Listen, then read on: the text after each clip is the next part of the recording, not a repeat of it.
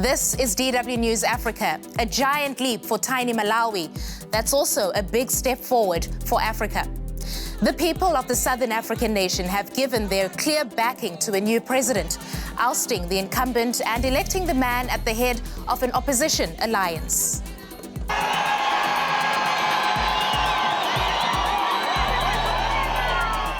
But it's been a long, hard struggle for Lazarus Chakwera to make it to Capitol Hill in Lilongwe. A stolen vote and a second poll were all hurdles he had to overcome after a trip to Malawi's High Court. And now that that ruling has come, it is Malawi that has won, it is democracy that has won, it is Africa that has won. Africa is amazing, Malawi is magnificent. But the electoral alliance that brought Chakwera to power is already looking fragile. Malawi's youth were key to his victory. Now they say the president is heartless. Promises were made to make sure that young people are part and parcel of the developmental process, as well as the decision-making at all levels of government. But can what happened in Malawi be a model for Africa? I'll ask the president himself what his agenda is. And we've asked people across the continent if democracy can depose the old men in power where they are. It can't happen here. It can't. That one you are dreaming, I am telling you. It means it's hopeful that in Cameroon one day we'll get to that place where the courts can make rulings based on facts and not based on who is the ruler. It is high time that public officials learn to respect the laws of the land, learn to respect their constitutions as supreme law in every African country.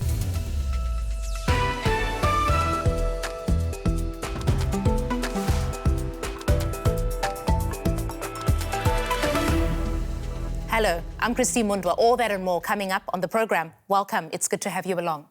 Lazarus Chakwera comfortably beat Peter Mutharika with nearly 60% of the vote, marking the first time in African history that an election rerun led to the defeat of an incumbent. But it all started with a peaceful election in 2019 that went terribly wrong. The queues were long and their hopes were high. With the economy on its knees and unemployment sky high, for many in Malawi, the May 2019 elections were finally a chance for change. But it didn't take long for them to realize that something wasn't right. Election observers and the opposition cried foul, saying the poll had been rigged. Malawians have come to show the world that we had no credible election. Voter tallies had been altered with simple correction fluid. Lazarus Chakwera and his party challenged the result in the courts. But Peter Mutharika claimed victory and fought back. As president, he leaned on the judges and even tried to force one judge into retirement. For many, especially the youth, enough was enough. We strongly reject dictatorship. We strongly reject mediocrity. Scenes like these were previously unheard of in the largely stable and peaceful Malawi, and for the first time, deep fractures were visible in the country. But the Supreme Court stood its ground against an angry President Mutharika, and the elections were annulled. Finally, after months of legal battles and protest, the rerun elections were held in June 2020. We believe this is our date with destiny, and this is the time for the beginning of a new Malawi. As Malawians celebrate a new chapter in their history, they also look back at what has been a very divisive election process. The new president will have to find ways to reunite the country. So long as I am president, I will insist that no new Malawi must be built, except that which is built by Malawians. That's us. Chakwera was elected on a coalition platform. To keep the alliance together, he will have to show he can boost the economy and fight rampant corruption. His supporters are expecting dramatic change, and change that happens soon. Lazarus Chakwera might yet find that getting elected could turn out to be the easy part. So who is Malawi's new president, Lazarus Chakwera? Here's a brief portrait of the pastor-turned-politician who some have been describing as Malawi's Martin Luther King. Lazarus Chakwera is not the usual Malawian politician. The 65-year-old was born in a village near the capital Lilongwe with no electricity or running water. He has 4 children with his wife Monica. In his spare time he likes reading and listening to music, including country and gospel music. He says he ventured into politics to answer a call from God. And one day, God spoke to my heart. And God was not saying, I'm pulling you out of ministry. God was saying, I'm extending your ministry. The former evangelical pastor studied theology in Malawi, South Africa and the US. In 2013, he emerged as the leader of the MCP, the Malawian Congress Party, without any previous political experience. He says he brings a new kind of leadership driven by the needs of Malawians. We are fighting corruption together. I'm not going to protect nobody, and we want everybody to know. The charismatic Lazarus Chakwera is a man of God in a deeply religious country. Ladies and gentlemen, Commander Malawi Defense Force. And I am now joined by the man himself, President Lazarus Chakwera. Welcome to DW News Africa, Mr. President. Many people were surprised by the developments in your country. Were you?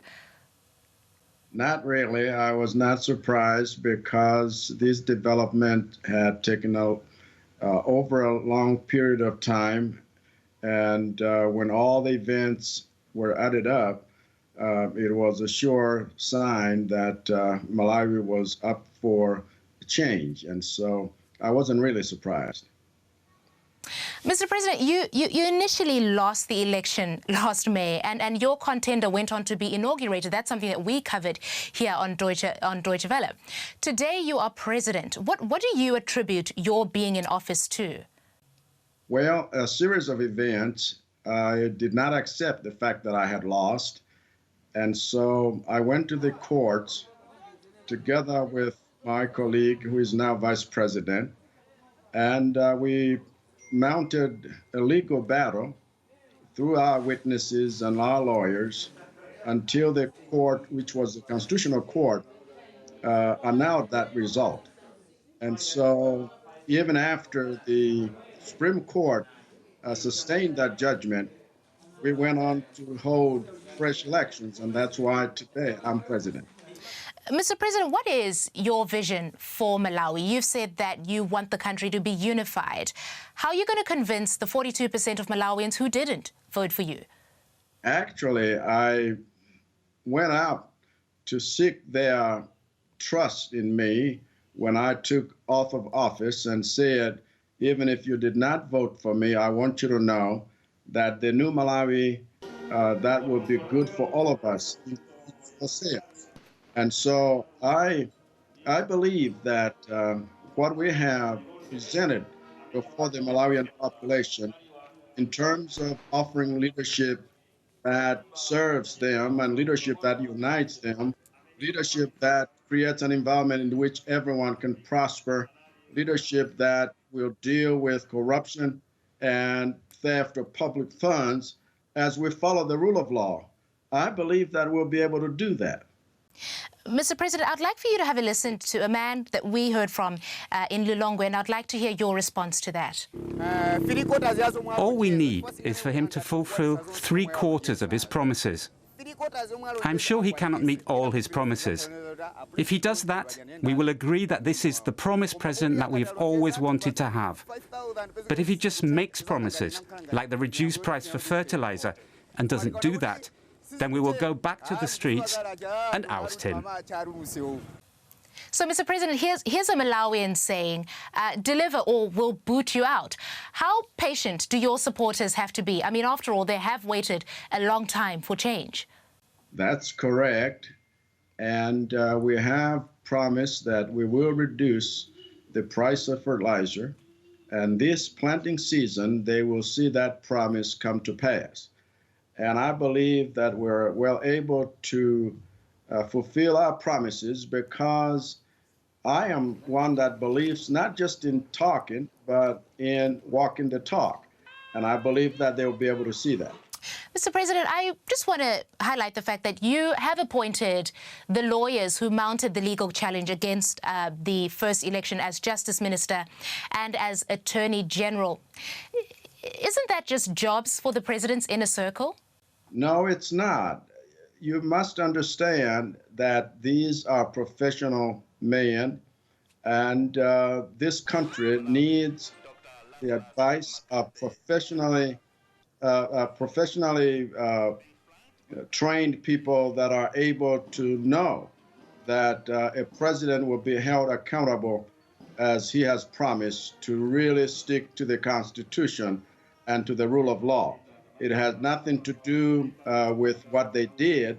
It had everything to do with what they are, because they are people of integrity and people who are able to mount a service to the Malawian population with integrity and honesty. Malawi's citizens, they took to the streets again and again, and you came to the power with the support of a 9-party alliance. My question to you here is, just how important is a healthy civil society? It is extremely healthy because people must be given a right to demand their rights.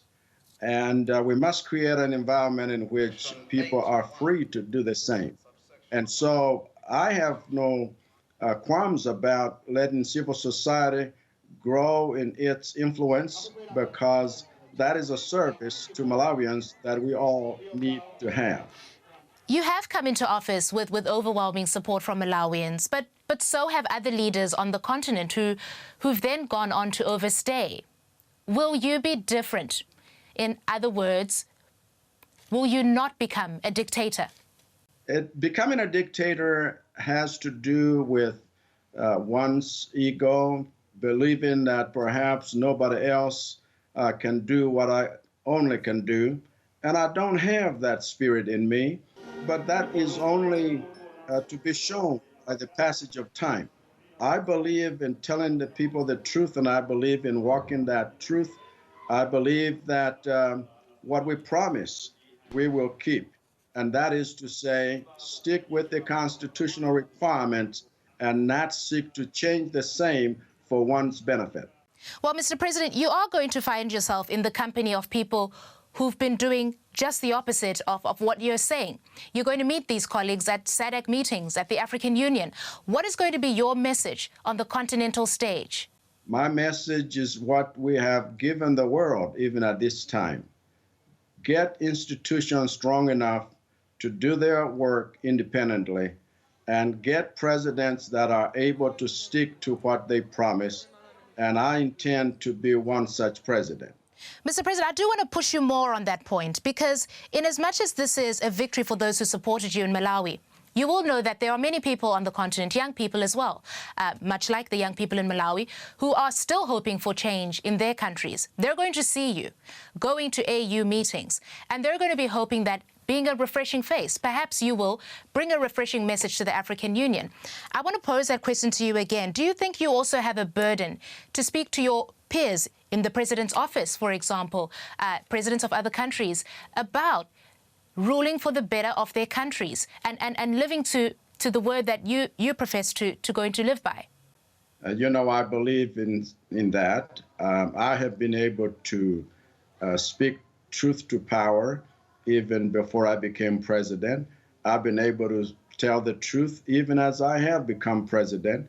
And I intend to be able to speak truth with love and honestly to my colleagues whenever I meet them. I believe that African young people, this is the majority of Africans, deserve much better. Even from a generation of older folks like us, I believe that we must create an environment in which young people's rights are respected, and they also are given the chance to demand for such rights. I believe that this is a new day for Africa, and we can set that example here in Malawi. Speaking about young people, Mr. President, there are young people who've lost faith in their politics and institutions all over the continent. They don't feel taking part in elections changes anything because of things like rigging. What words of encouragement do you have to a young person sitting in a country who's given up hope, who says the corruption is just going to thrive forever, we're going to have a leader in power who, it doesn't matter what we say, but this person will stay in power? What is your message of encouragement to that person today? I would say to a young person, do not lose hope.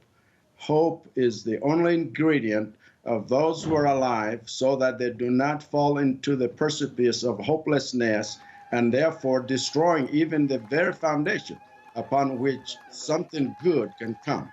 I believe that young people should have that hope and see the example that Malawi as a country has set for all of the continent and all of the world. It is possible to really get things changed. It is possible to have institutions act independently. It is possible for us to have systems that will ensure that young people are protected and are given the future they desire, and that they participate in the process of changing that future which they want. President Chakwera, I will say thank you in your mother tongue, Chichewa, and I'm told that would be Zikomo. Thank you very much, President Lazarus Chakwera of Malawi. Zikomo kwambiri, that's thank you very much. You heard President Chakwera there speaking to me just after his inauguration. We recorded that interview earlier. What we didn't know then was the final lineup of his cabinet. On the face of it, it looks like progress. For example, 39% of the appointees are women. But some other aspects of Malawi's new government have had people wondering if it's just more old-style political patronage. Our reporter in Malawi, Elson Chagara, sent us this update on the concerns of many Malawians in the capital, Lilongwe. What a difference 2 days make. Just hours after he was inaugurated, the new president announced the lineup of his new cabinet. But for many of his supporters, it had a tired, old look.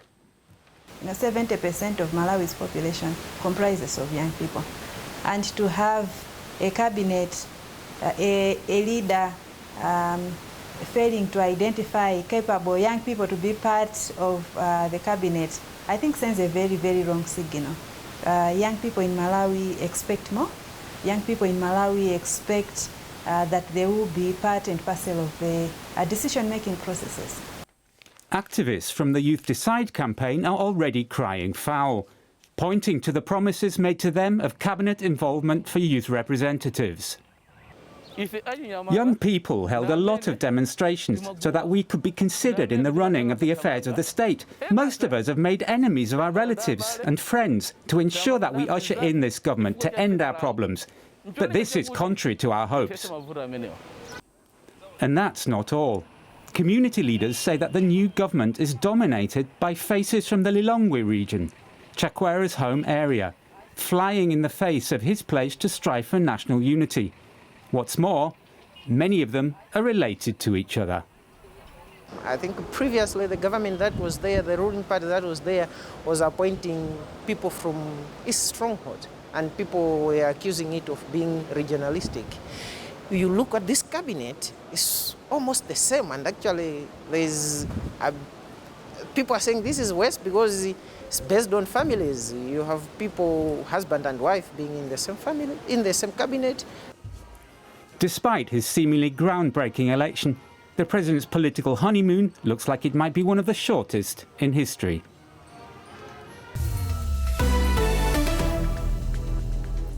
You heard Chakwera in the interview earlier insisting that he had made his cabinet appointments solely on merit. That may be raising some eyebrows now, but Chakwera's victory sent a ripple of enthusiasm through the continent. We've been asking Africans for their views, starting with Zimbabwean political activist Linda Masarira in Harare. I don't see that happening in Zimbabwe anytime soon, because in Zimbabwe we've got a very sophisticated case where we've got a dog-eat-dog and cannibalism type of politics, politics of patronage, politics of personalities, and as long as we have got the same mentality of having the politics that have failed to work in the past 40 years for the ruling party and the past 20 years for the MDC, we are not going anywhere. We need sincerity in reforms, political reforms, coming from both the MDC and ZANU-PF. And as long as we have the same style of leadership and the same system operating within MDC and ZANU-PF, we are not going anywhere, and there is no way we'll be able to even come next to having a rerun after elections or a disputed elections. Because taking us back to 2018 elections, where the MDC were crying that they had been rigged, the first option they were supposed to take if they were sincere was to ask for a recount. They did not ask for that recount because they did not have the V11s per se. And secondly, if they were sincere, they should have at first pushed for a recount before going for the constitutional challenge. So we've got this dog-eat-dog scenario that we have. There's no political sincerity, and at the end of the day, if you're not sincere and taking the electoral processes in the channel that we're supposed to take them when we've got a dispute, we're not doing any justice to the people who vote, but we continue the political grandstanding which have failed to achieve results in the past 40 years in Zimbabwe. That was Zimbabwean political activist Linda Masarira. Excuse me. The continent has more than its fair share of old men who cling to power. Take my home country and Malawi's neighbour Zimbabwe. After independence in 1980, it had decades of rule by one man, Robert Mugabe. He was only deposed in 2017 in a military-backed palace coup, which installed his longtime ally, Emmerson Mnangagwa, as president. But he's not brought change for Zimbabweans, nor prosperity, with inflation running at 800%.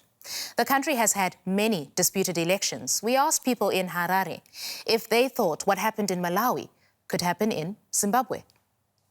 The Malawians were able to, one, to fight as a united opposition. Secondly, they were able in the first election before the runoff to be able to monitor and observe the electoral conduct. And thirdly, they managed to present their issues before the courts that it was so convincing.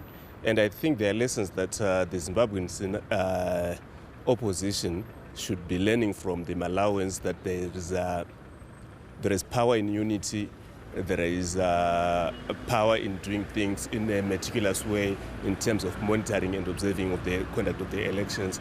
And thirdly, to be able to put out a position which resonates with the majority of the people, so that they would elect you and accepting the platform on which you would be campaigning on.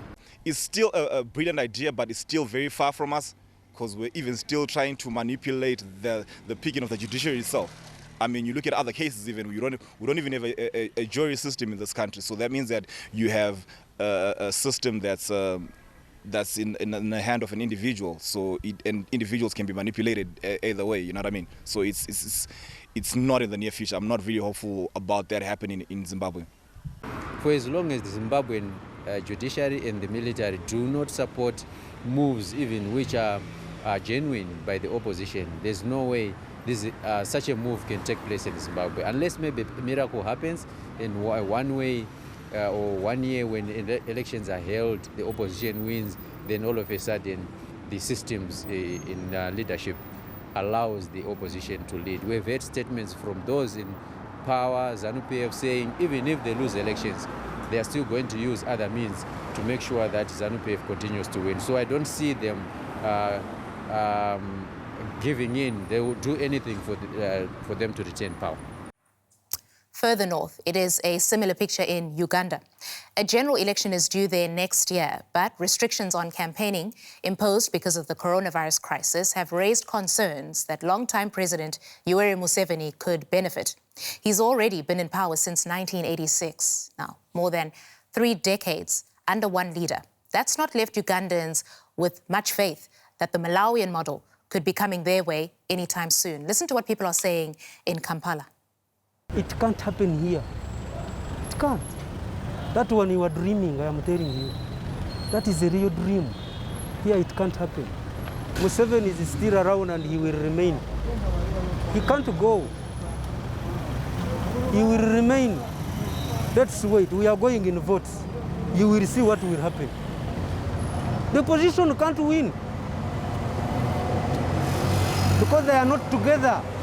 Unlike Malawi, Uganda is a military government, and there's no chance at all for an opposition coalition, because even if there are 100 of them uniting with each other to front one candidate, the person who declares the winner is the same. It is the Electoral Commission appointed by the President of Uganda. And there has never been a free and fair election in Uganda. And I don't have any hope that it is going to be free and fair if we have one opposition candidate. Every country has different circumstances that lead to change. And what happened in the Arab world is not what is happening right here. As much as there's a lot of discontent with the government in place, given these lockdown measures and so much corruption levels, I don't think people have been pushed to the wall that much to vote out this government. In Western Africa, Cameroon has been racked by ethnic violence, separatism, a heavy-handed military, human rights abuses, and a dysfunctional government. The incumbent, President Paul Biya, is Africa's longest-serving leader. In fact, the longest-serving of all non-royal heads of state in the world. He seized power in a coup 45 years ago. So, what do people think on the streets of Cameroon? Is the Malawian combination of people power and a past-turned politician something they can take hope from? Yes, what happened in Malawi, I'm hopeful that it will equally happen in Cameroon, because I believe that it's a wing of change that is about to blow in Africa, and Cameroon will not be an exceptional case. So I'm just praying that our Constitutional Council leaders will copy this example, and of course, they know that it's something that is the right thing to do. And I pray that they will do it with the next coming up presidential elections. And I hope that everyone will be happy with this wing of change in Africa. Now, with the current system in place in my country, it's almost impossible for something like this to happen. Because if we have to experience something like that, so many layers have to be scraped off of the judicial system and of the democratic ladder, and which that is where it becomes very, very impossible. There are some people who won't give up their positions for anything. It almost feels like it's a dynasty where I live and somebody fits into my position. Elections are being rigged on a regular basis. So if we can see in Malawi that the court has been independent, it means it's hopeful that in Cameroon one day we'll get to that place where the courts can make rulings based on facts and not based on who is the ruler or which party they belong to, because we have faced that kind of challenge severally. So it's a good example. It's something we can really applaud and hope for our country, where our courts can become independent and make decisions based on findings and facts and not based on who pays them or who feeds them. So it's giving us hope that you don't need to be in the ruling party to be the president of a country. You need to just be someone that has the right vision for the country, and that people can vote you into power, and not because you have the push of the sitting party or the incumbent party. So it's a good example, and I really want to applaud that and hope that it will be the case of Cameroon in the nearest future. So, where does all this leave us? The voices reveal a place between despair and hope that's all too familiar across Africa. Finally, a last word from Zimbabwean political activist Linda Masarira, herself a former opposition candidate in Harare. It is still a problem in Africa where we have leaders who've got a sense of over-exerted authority, where they do not value constitutional remedies to the crisis that they have, especially the electoral crisis. So for most African countries, we have to learn to abide to constitutionalism. As long as we are not abiding to the constitutions of our own country, we're going to continue having the same crisis in all African countries. It is high time that public officials learn to respect the laws of the land, learn to respect their constitutions as supreme law in every African country. That is the only way we'll be able to have free and fair elections that everyone will be happy with in Africa. Zimbabwean political activist Linda Masarira there. That is it for now from DW News Africa. You can catch all our stories on our website and Facebook page. We leave you now with these images of Malawi's political leap forward and Chakwera's road to the presidency. We'll see you next time. Bye-bye.